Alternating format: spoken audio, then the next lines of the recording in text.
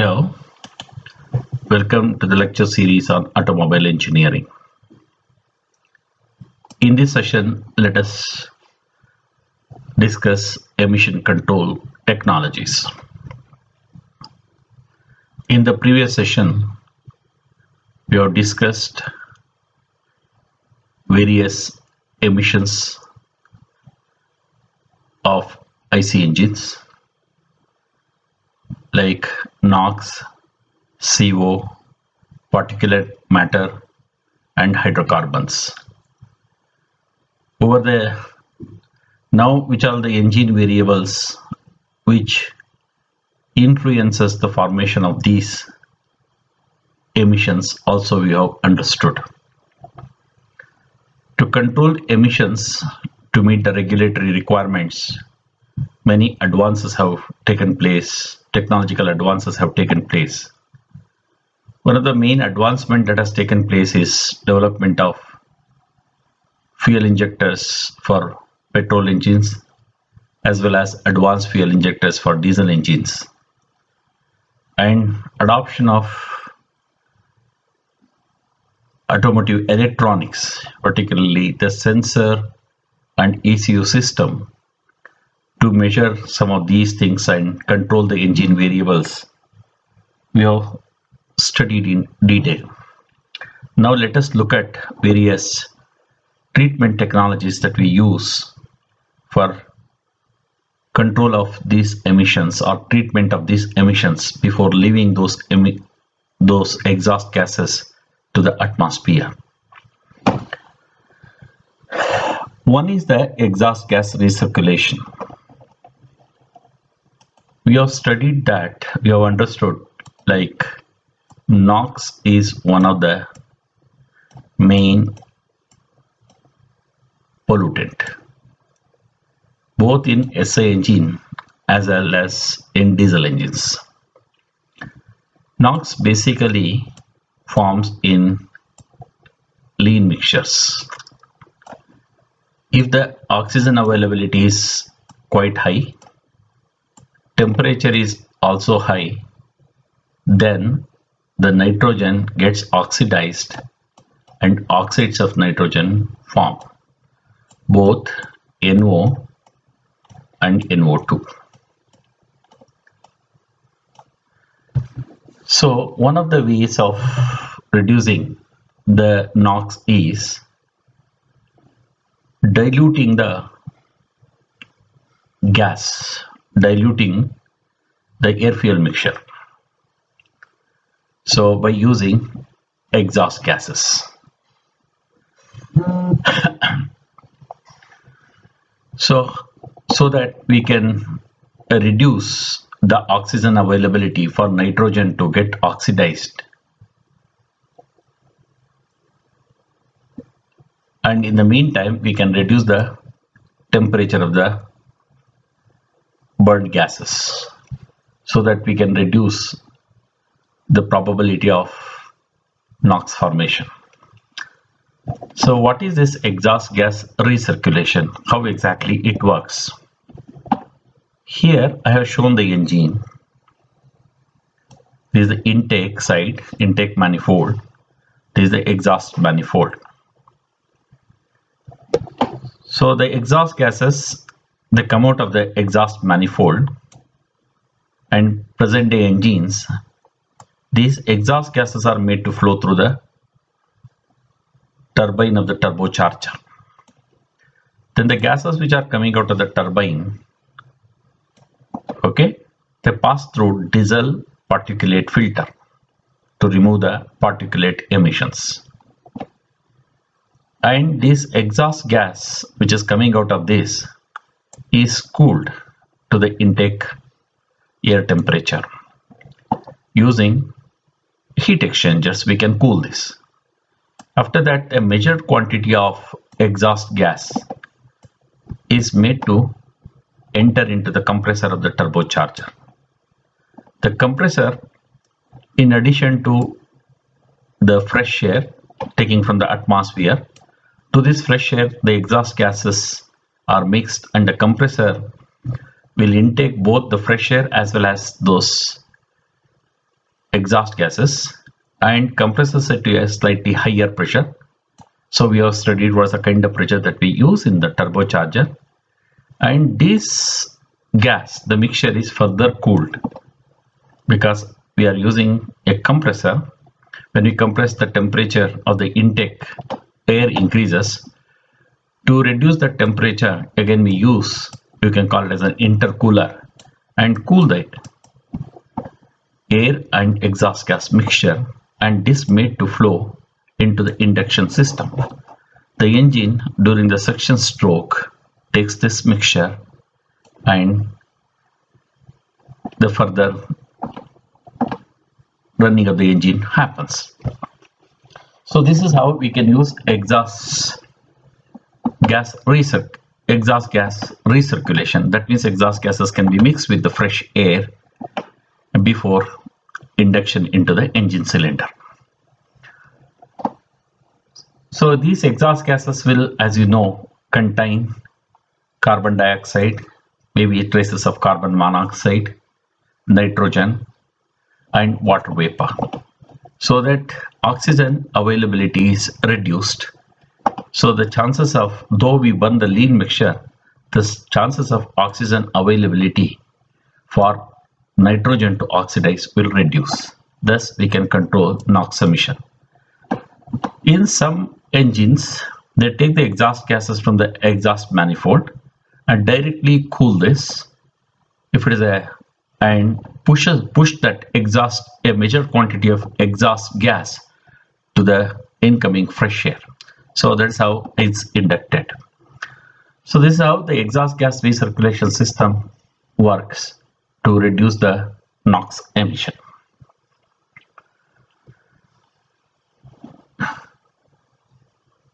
In the engine system,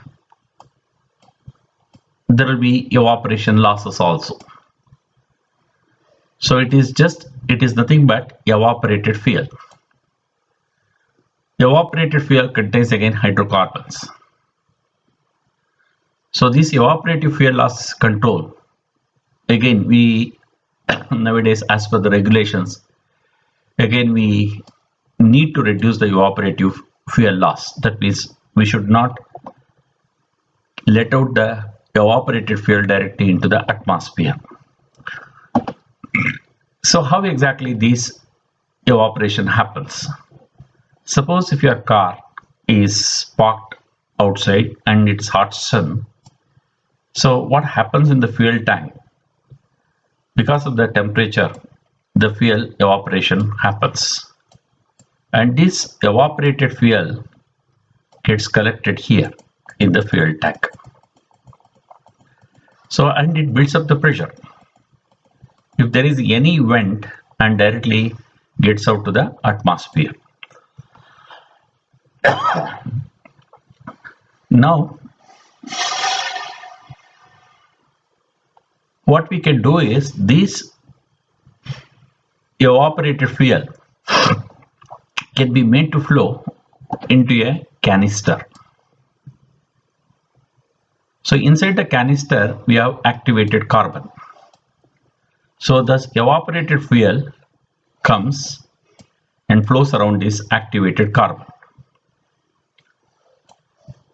Now into this canister, when the purge air is supplied, it mixes with this evaporated fuel vapor, and through the purge valve it comes out, and this fuel and air vapor mixture we can let it into the induction system of the engine. During the suction stroke, engine sucks in those air and fuel vapor mixture. So that's how, instead of straight away letting it out, so those vapors can be collected using this canister system, and it can be made to get into the induction system, and that mixes with the incoming fuel. Thus air fuel mixture is inducted into the engine cylinder.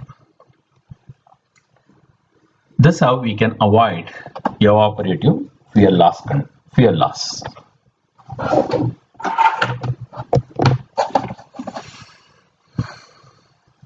Next, there is crankcase emissions. Crankcase emissions. What are those crankcase emissions? Now you see here we have engine and there is crankcase, engine cylinder, then there is crankcase. Here we have the piston. Between the piston and cylinder you have the piston rings, right, to seal the gases. Now this is the induction inlet valve. This is the exhaust valve. Okay, during the suction stroke the air fuel mixture in an SI engine enters like this and it is sucked in. During the compression stroke the pressure of the mixture increases, air fuel mixture increases. So here what we have is the air fuel. Whatever certain amount of this mixture, right, passes through these gaps and gets into the crankcase, and continuously when it enters it builds up the pressure. So what is that we can do with these hydrocarbons which are present here? Okay, one way is we can let out these hydrocarbons, because if the hydrocarbons are there, again they mix with the lubricating oil and they dilute this thing. So instead of that we can just let out to the atmosphere using a vent. Another possibility is that can we collect these all hydrocarbons and made to flow into the suction side or into the induction system, air induction system. This is the idea. So again, as per the regulations, we are not supposed to vent out any of these hydrocarbons. So we can use a positive crankcase ventilation system and we can make these gases get into the induction system. That's how we can control the crankcase emissions. So here you can say typical road draft tube ventilation system. We can very clearly see that, right? So here we have the air getting into it.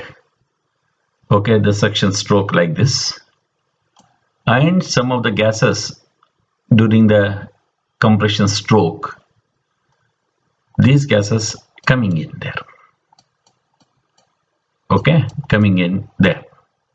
So that's how these hydrocarbons, they get into the crankcase. So you can use like a vent, make the air enter like this and take this air, take these hydrocarbons and let out to the atmosphere like this through this pipe. This is what they call it as road draft tube.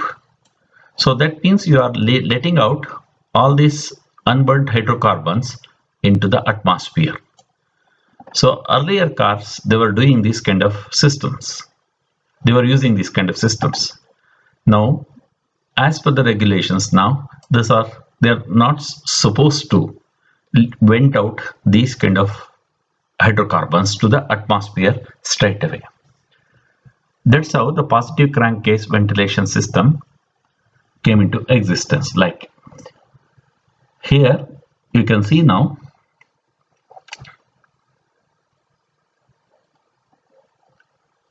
right, you have this air, okay, then you have the mixture that is coming through the crankcases, and this mixture is made to flow through this. Yes, it will get into this. There is a positive crankcase vent, and through this vent it gets into the induction system. That's how we can do this intake air, right? So here partly we are letting out to the atmosphere, some of them. So it is something like open type. Here in the closed type, no, we are not letting out anything to the atmosphere. we can clearly see that the air coming from outside, then the filtered air, part of that air is taken, that air is made to enter into this crankcase, and moreover these diluted, these hydrocarbons also coming in, these mix up, and through this passage they get out of this engine cylinder, again they made to enter into the induction system. Okay, that's how we can crankcase hydrocarbons can be crankcase emissions, that is particularly evaporated or unburnt hydrocarbons can be controlled, right? So can be used for, like, we can recirculate them and into the induction system, again combustion can happen. This is a continuous phenomena. That's how we can control these kind of emissions. There are cleaning exhaust gases, that's also there, using scrubber they do this. These kind of systems are very much in existence in marine engines. Okay, so they will have, say, pollute emittents like sulfur dioxide and other things. So whatever the exhaust gas that comes out, we can make this exhaust gas pass through a scrubber. So it cleans up those, some of those exhaust gases, basically spraying water, other chemicals, it scrubs out. And scrubbed clean exhaust gases goes to the atmosphere. Again the uncleaned one, okay, that can be sent to the treatment plant. So this is another way of doing, using scrubbers you can clean the exhaust gases.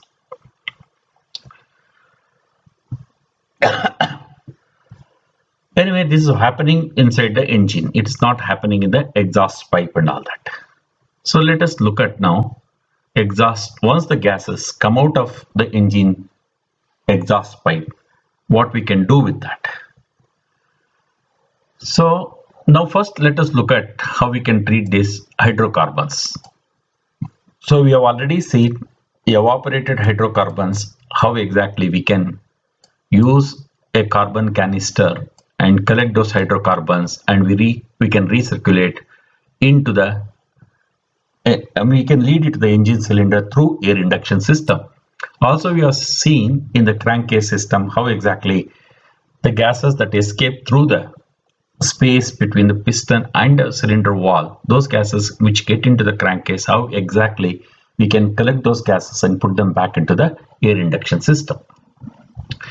But still the hydrocarbons, a large quantity of hydrocarbons come out during the exhaust stroke. This we have studied in this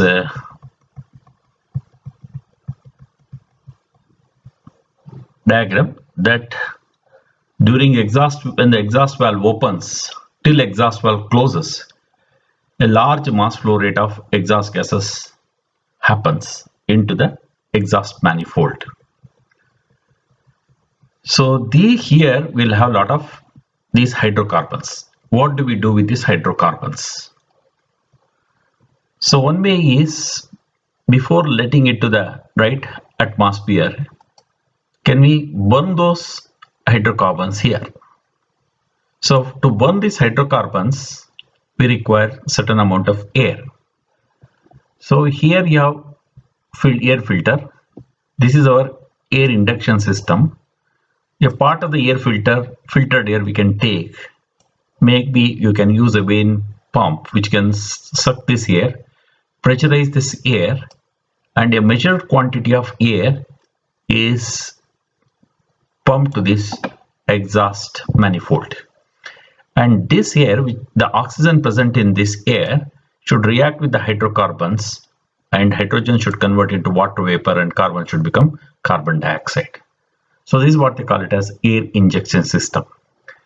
Now the thing is, we should know, we should be very clear about what is the quantity of hydrocarbon coming in that, what is the ratio of hydrogen to carbon, and what amount of oxygen is required, what temperature we need to maintain, all these things are necessary. If we can, through our ECU system, if we know all this information, then again ECU can control what quantity of air that has to be supplied here to be injected so that the combustion can happen. Hydrocarbon can undergo combustion and hydrogen converting into water vapor and C becoming CO2 like this. So this is what we call it as an air injection system. Earlier days they were using air aspirator systems like this. So for burning these hydrocarbons, use an aspirator valve. So suck the air into it, and that air should react with the hydrocarbons, and like whatever I explained earlier, that again hydrocarbon should undergo oxidation. So this is a old system, air aspirator system. Nowadays anyway, we use an air injection system.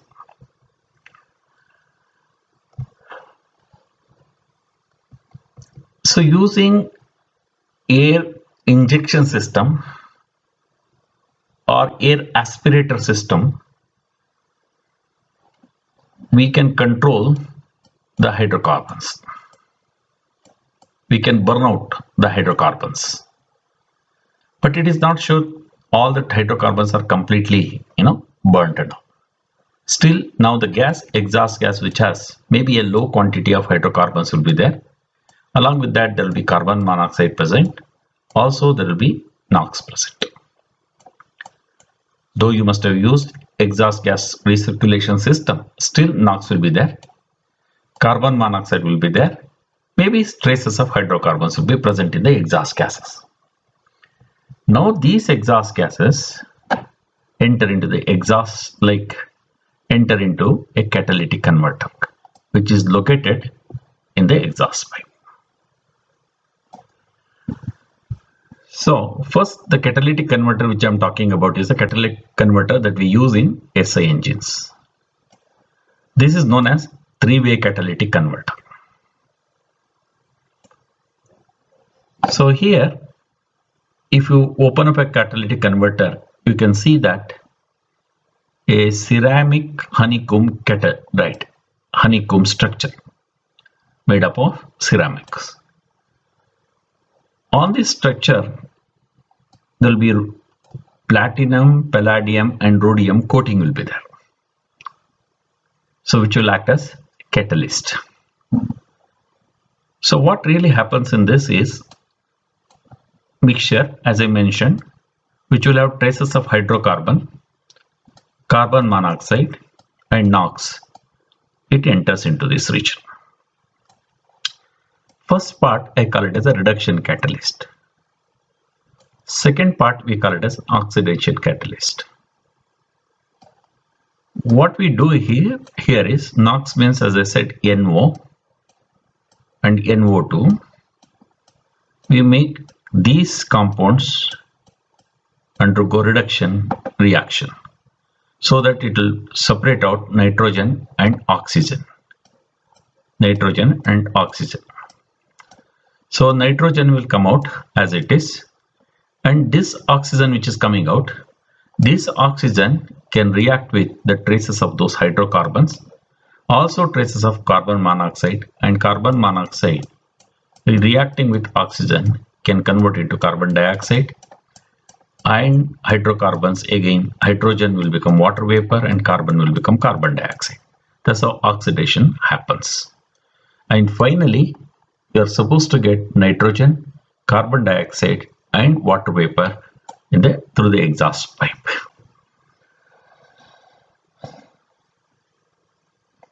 So it is very important that the fuel should not have any lead content, the gases, or sulfur content. If they are present, they poison the catalytic converter and it becomes ineffective. That's the reason nowadays they advise not to add any lead to the petrol.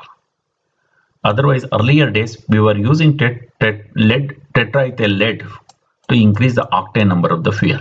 Nowadays, it is always lead-free petrol that we use. No, I was just talking about, look here, NO, CO half N2, CO2, NOH2, N2, H2O, like this. Okay. As the exhaust gases flow through the catalyst, NO reacts with CO, HC, H2 via reduction reaction on the catalyst. The remaining COHC are removed through an oxidation reaction forming CO2 and H2, which I explained, right? So that's how, first of all, we see that the NOx reduces into nitrogen and some compound, right? And along with that, we'll get the oxidation.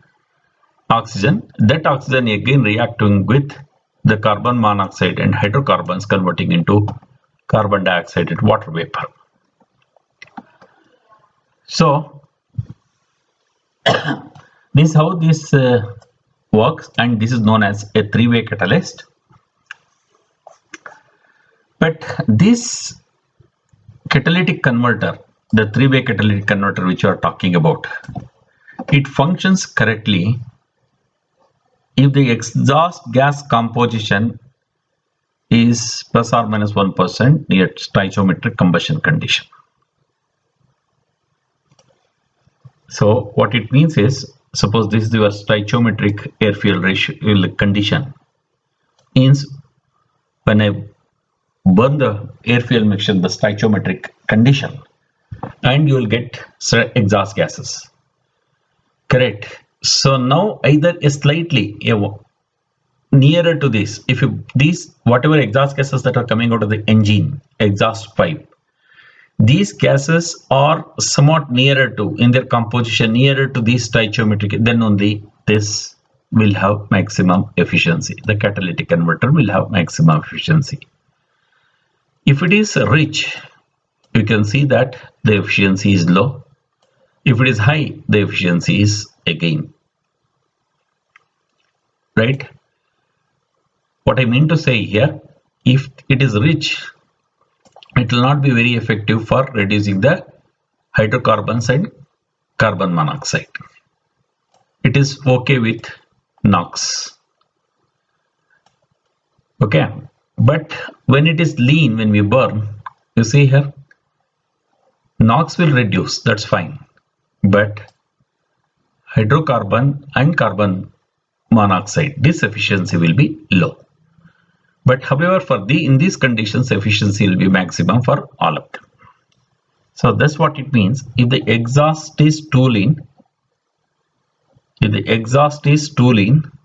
NO is not destroyed. If the exhaust is too rich, CO and HC are not destroyed. If the exhaust is too rich, CO and HC are not destroyed. If the exhaust is too lean, NO is not destroyed. Okay, I think showing the other way, catalytic efficiency. Yes, too lean, NO is not destroyed. Correct. Efficiency for NO is less, and efficiency is quite high for hydrocarbon and carbon monoxide. When it is on the richer side, you can say it is good for NOx, efficiency is high. For this, efficiency is low. That's what it means. Yes. Another very important thing is,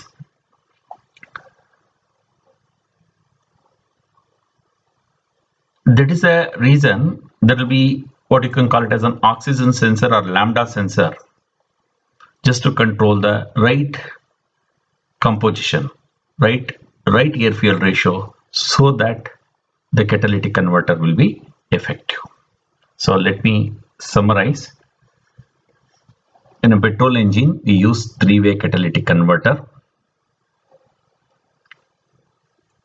and if you open the catalytic converter, it looks like this.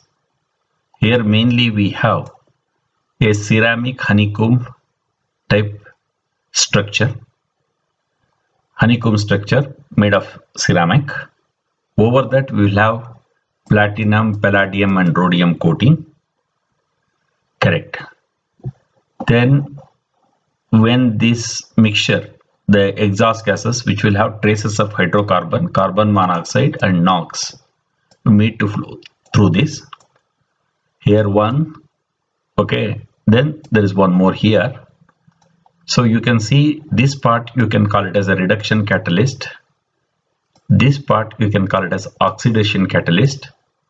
This we call it as reduction catalyst because NO and NO2 are reduced into nitrogen. And here it is called oxidation catalyst. The carbon monoxide and hydrocarbon which are here still there, they are oxidized. So that's why it is called oxidation catalyst, and this is called reduction catalyst. So it controls the three compounds, that is NOx, then CO and hydrocarbons. That way it will three-way. Right? Now, as far as the efficiency of the catalytic converter is concerned, you want to achieve good efficiency, it is necessary that the mixture composition should be, exhaust gas mixture composition should be near stoichiometric. If it is rich, you can see that its efficiency is good for NOx but not very good for hydrocarbons and CO. That means these are not controlled, this is controlled. If it is lean, the efficiency for hydrocarbon and CO are good, then these are controlled, but efficiency for NOx is low, this is not controlled. Okay, so that's what I have written. If the exhaust is too lean, NO is not destroyed. If the exhaust is too rich, CO and HE are not destroyed. So to keep the composition near stoichiometric, here this point we keep a oxygen sensor in the entry position as well as exit position. That they call it as a lambda sensor. These oxygen sensor will be able to convey the composition present here, and accordingly the composition is not present, this information will go to the ECU, and ECU will be able to correct the air fuel mixture ratio in the next cycle. That's how it works. And moreover, this catalytic converter will not be, you can see here, efficiency is low if the temperature is low. So here there is a temperature at which the converter becomes 50% efficient. They call it as light off temperature. So here that means this temperature, you can see here catalytic conversion efficiency is increasing. If the temperature increases, efficiency will also increase. That's the thing. Right, at a warmer period the efficiency will not be high. That means so there will be emissions. Only when the temperature increases beyond this light off temperature, the efficiency keeps improving. Okay, that's how the catalytic converter works. Now catalytic converter for diesel engines. So diesel will have, as we said, like particulate matter, then it will have hydrocarbons, then small traces of CO, also it will have NOx. So in this case, what do? You can see here there are many systems available for treatment of exhaust gases in diesel engine. So urea SCR system is quite a popular one. Let me explain this. Here exhaust gases will enter into this exhaust pipe. Here we have DOC, diesel oxidation, catalytic converter. Okay, this is a whatever hydrocarbons are present and also CO which is there, these are getting oxidized. So it is an oxidation catalyst. using this catalyst we are controlling this. Then what the gas which comes here, which will have a particulate matter, we use diesel particulate filter to filter out that. So then finally we are left with NOx, and then that NOx enters into an ACR system. Here you can see in this we have a urea tank. Using a dosing system, right, we spray small doses, spray ammonia. These ammonia will interact with NOx and reduces into nitrogen. So some of the reactions I have shown here: NO reacting with ammonia, releasing nitrogen; nitric oxide reacting with ammonia, releasing nitrogen. So NO, NO2 reacting overall with ammonia, releasing nitrogen and water. So that's how it happens. This is the kind of reaction that happens in this region. So this is what happens. This fluid, what we send, that urea, this fluid will have 32.5% urea and 67.5% deionized water. This is known as diesel exhaust fluid. That's what we use for reduction of NOx. Here in the Honda system, there's a small difference. Diesel oxidation converter is there, which will control CO and HC. Diesel particulate filter is there. Instead of urea system, you have a lean NOx catalyst system. So here what happens is the NOx is made to react with these hydrocarbons, and you will be reducing that NOx into nitrogen. And in the meantime, these hydrocarbons getting oxidized. This is what happens in this LNC system. Okay, so this is very much different from, so the catalytic converter that we use for SI engine is different from the catalytic converters that we use in diesel engines. Okay, so let us talk about something like, photochemical smog, right? So during winters, you have seen the smog, right? Particularly places like Delhi, smog will be there, because of which the visibility reduces. Sometimes even the cancel, right? The vehicular accidents happen, vehicle accidents, because of poor visibility, and even aircraft takeoff will be stopped because of the poor visibility. So this is what we call it as a smog. So it is smoke plus fog. That is what they call it as a smog. Right. Now, what really happens? How exactly the smog is created? This all happens because of the vehicle emissions. Vehicle emissions. As I said, there are NOx emission. NOx emission that is coming from automobiles. NOx emissions that are coming from industrial effluents like gases, exhaust gases.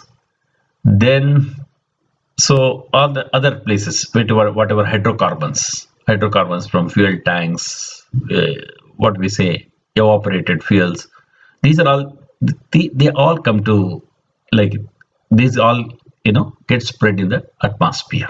That's the thing. So now whenever now the sun appears, early morning sun appears, like, the ultraviolet radiations act on these nitrogen oxides, hydrocarbons, atmospheric oxygen, all these things. So now this will act as some kind of, igniter. Correct. So these hydrocarbons now react and a new chemical gets formed. So that new chemical, we call it as the smog. So many of the times that new chemical is nothing but peroxy acetyl nitrate. They call it as PAN. Peroxy acetyl nitrate, PAN is formed. So I have shown here how exactly ultraviolet radiations they react with NO2. Correct? Again, ozone formation happening, and this a set of chemical reactions will happen, and finally you can see here the creation of PAN. Okay, the presence of excessive O3 along with aldehydes, ketones, PAN constitute a photochemical smog. Okay, this PAN is toxic and irritating. Okay, so this is what we call it as a photochemical smog. Not only it will reduce the visibility, it is toxic as well as irritating. So it happens in the presence of ultraviolet rays coming from the sun. That's why it is called photo and chemical reaction. Okay, right. So these things are explained over here.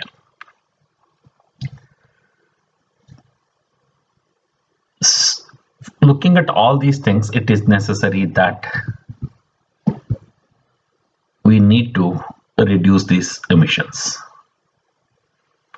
Question is now, to what level we should reduce, in what time period?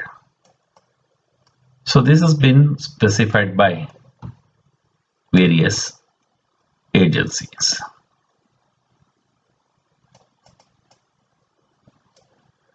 So you can say, and they have specified the standards. Emission regulations are there. So the whole idea is that they specify the standards.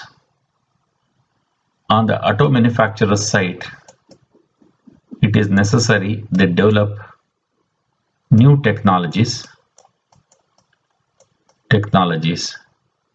to control these emissions, right?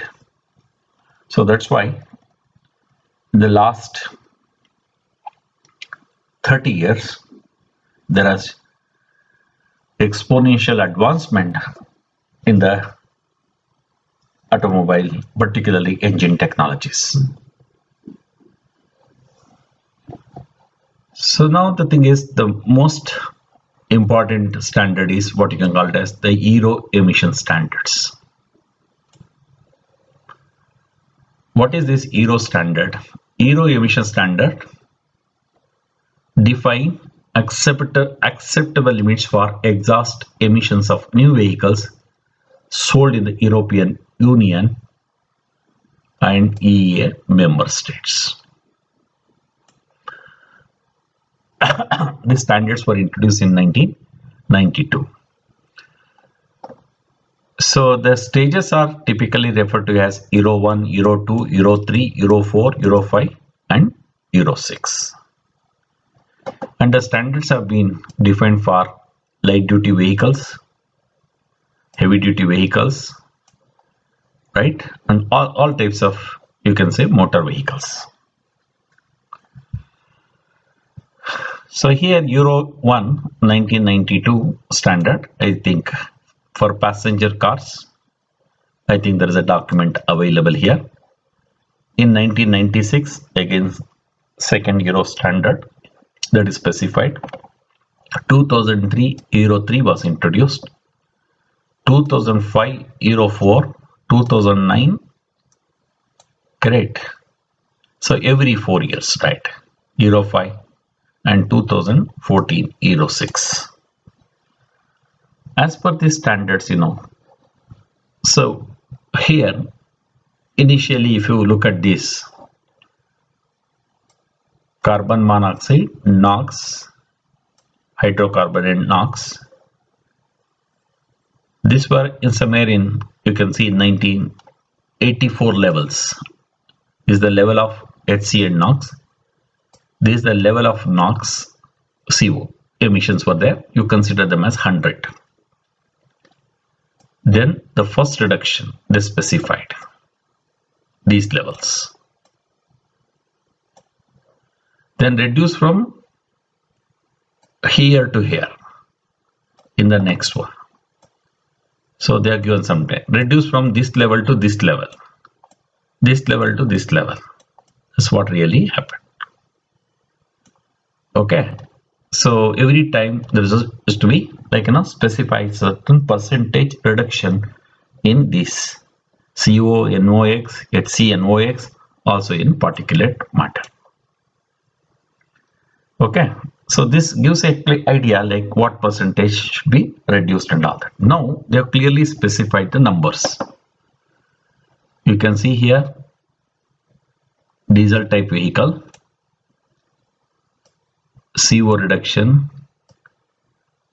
THC hydrocarbons, NMHC, this is also another type of hydrocarbon, NOx, hydrocarbon and NOx, particulate matter, right, PN. Okay, the question now here is like in Euro 1, it was introduced in July 1992. First registration 1993 and 2.72 grams per kilometer. That's the emission they specified. Here it is 0.97 grams per kilometer, 0.14 grams per kilometer. In 1996, it has to be reduced from say here 0.97 to 0.7, 0.14 to 0.08. Then Euro 3, see here, this is the NOx part of it. Now 0.7 to 0.56 is HC and NOx and 0.05 PM. So these are the numbers specified, and the vehicle manufacturers are required to develop technology, and when tested they should meet this requirement. Okay, this is for petrol engines. So these documents are available, and as per these standards the vehicles are required to be designed and operated. So in India they introduce what you can call it as Bharat Stage Emission Standards. These are standards instituted by the Government of India to regulate the output of air pollutants from internal combustion engines and spark ignition engines equipment, including motor vehicles. The standard and the timeline for implementation are set by the Central Pollution Control Board under the Ministry of Environment, Forest and Climate Change. So they adopted the Euro standard like this. India in 2001 introduced Euro 1, here 2000 is nationwide. Then Bharat Stage 2, that is equivalent to Euro 2.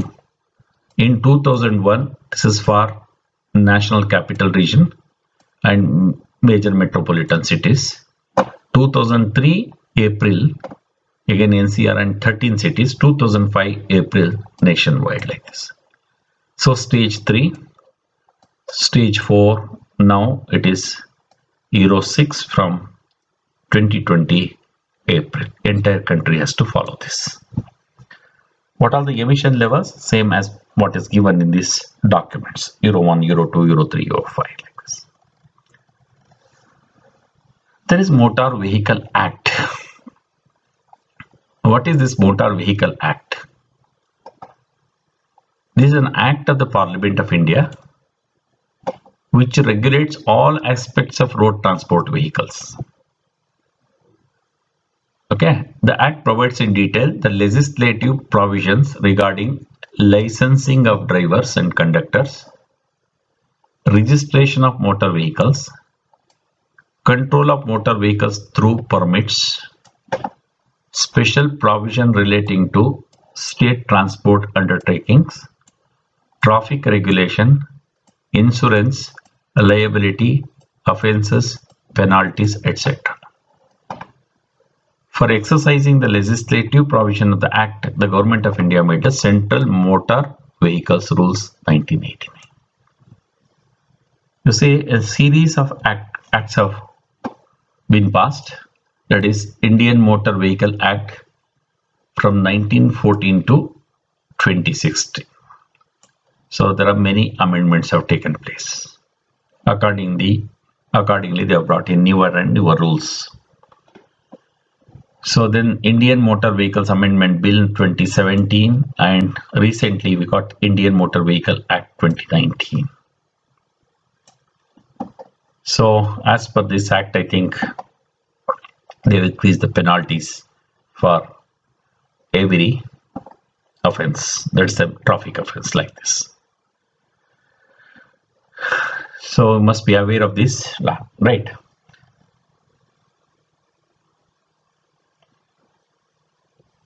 So this gives, I think, overall, almost all the topics I have covered as a first course to understand what's a vehicle, what are the vehicle subsystems, what are their construction details, their working, some of their designs. I think this should help to take advanced courses in automobile engineering. So